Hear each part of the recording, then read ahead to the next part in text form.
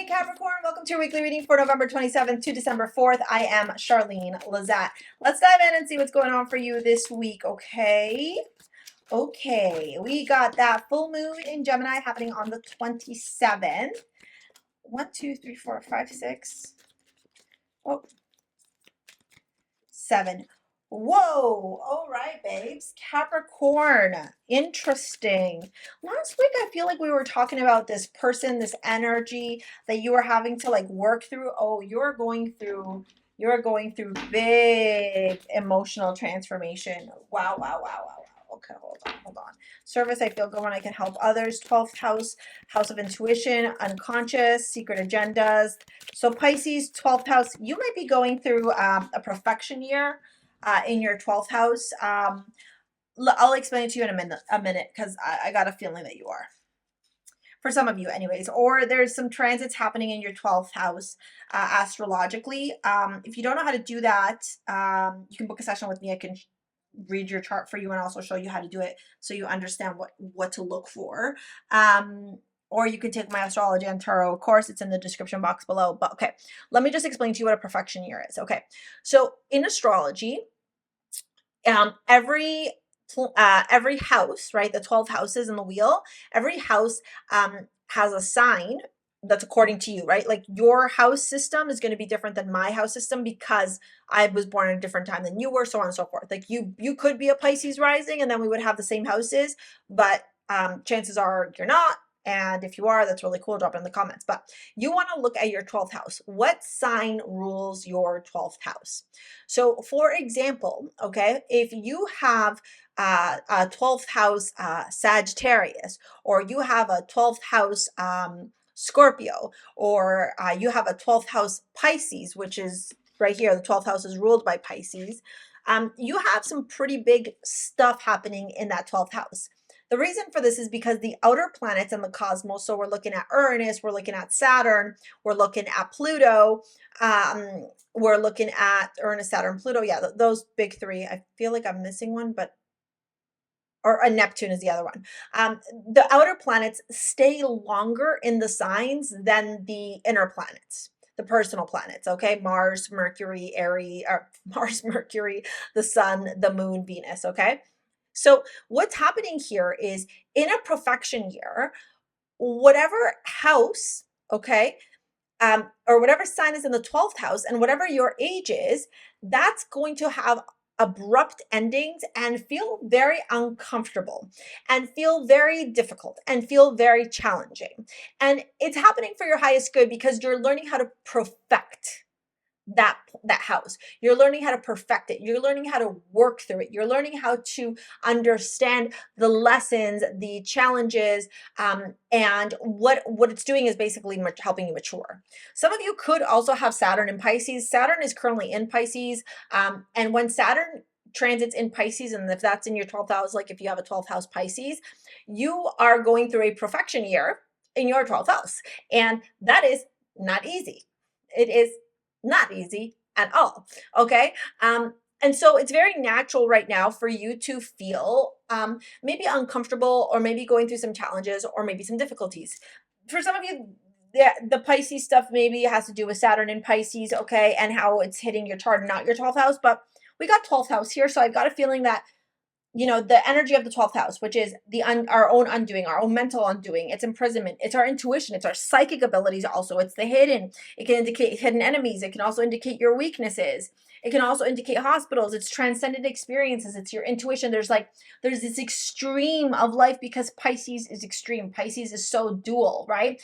Pisces is literally two fish going in different directions. And guess what? The ocean is very vast and very much dark, deep, and unexplored because of how scary it is down there, right? So they can feel very scary, or it can feel like, you know, Bahamas, Mexico with a mocktail or a cocktail enjoying the Caribbean, right? Like that's the two extremes. So what's happening here is the universe is giving you this beautiful opportunity. You got the Page of Pentacles starting your reading, and the Knight of Cups at the bottom of the deck. So it's like the universe is going, Capricorn, we're showing you this new way forward. We're showing you this new path forward. We're supporting you and helping you in something stable and solid. Maybe a message about your career, maybe more career advancement opportunities, more learning opportunities. Having said that, though, because it's something new, it's not something that you are yet familiar or have mastered. And because you have yet to master that, the Queen of Swords shows up to go, okay, we need to get real. We need to have a conversation. We need to sit down and we need to understand what we still need to learn, where we're creating our own undoing, our own suffering, our own challenges, and what experiences are transcendent in our life right now that are going to help you morph, transform, mature, evolve to attract whatever your desires are. You know what they are. I can't tell you what they are. There's so many of you that watch this.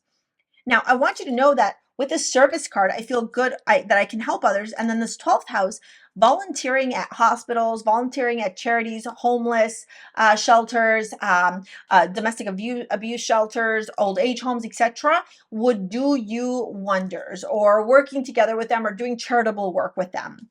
With the Mystic Rose, compassion, devotion, humility, humanity, grace, again, there's this lesson here about you learning that the universe gives when you give.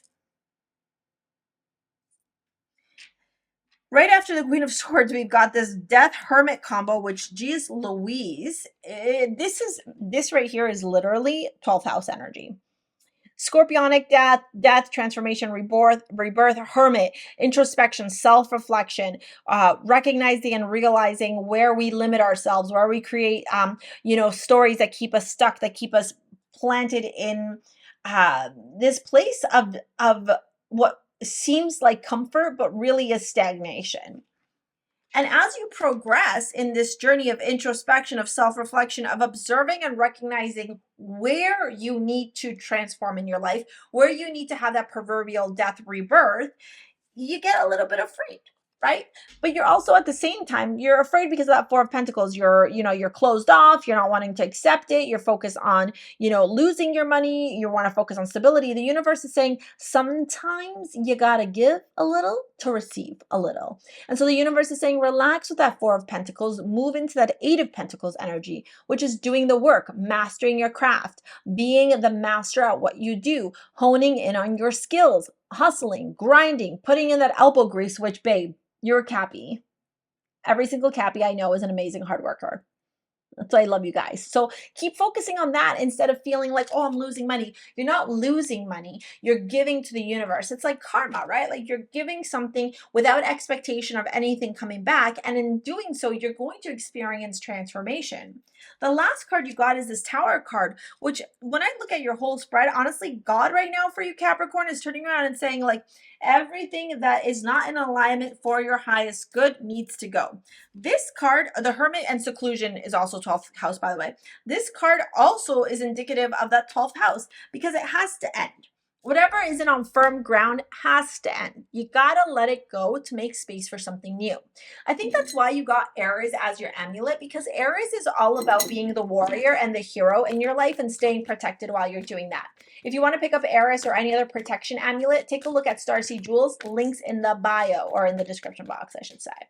Okay, look, past life relationship, unrequited love. For some of deception, yeah. Some of you are like, F this, I'm breaking up with this person. Some of you are walking away from a relationship. Some of you are choosing to cut off your energy, to release this person, to remove them from your life tower. Absolutely you are. You're recognizing and realizing that this person has created more harm, unrequited love, the Sun. And that even if you had good moments together, Eight of Swords, deception. The deception, the lies, the BS outweighs. When I was going through a very tumultuous relationship, I was seeing somebody, like a therapist, and she said to me, if I was to ask you right now, your relationship, is it 80% good and 20% bad, or 20% good and 80% bad? I looked at her and I was like, it's like 10% good and 90% bad. And she's like, well, then why are you holding on to that 10% when the majority of the time it's not good? She's like, because you will find a relationship that is 80% good, 20% bad, or 90% good and 10% bad. And that's when I had to get real with myself. when you seek the clarity and the answers are in front of you, which for you this week they are, Gemini could be revealing some truth with that Gemini full moon, okay? The universe is saying, babe, it's time for you to move on. All right, I'm going to pop this video here to help you out, Capricorn. If you want to pick up your amulet, book a session with me, or take any of my courses, it's in the description box below. We will see you later, alligator. Peace out. Bye. Ditto if you want to book a session. Okay, bye.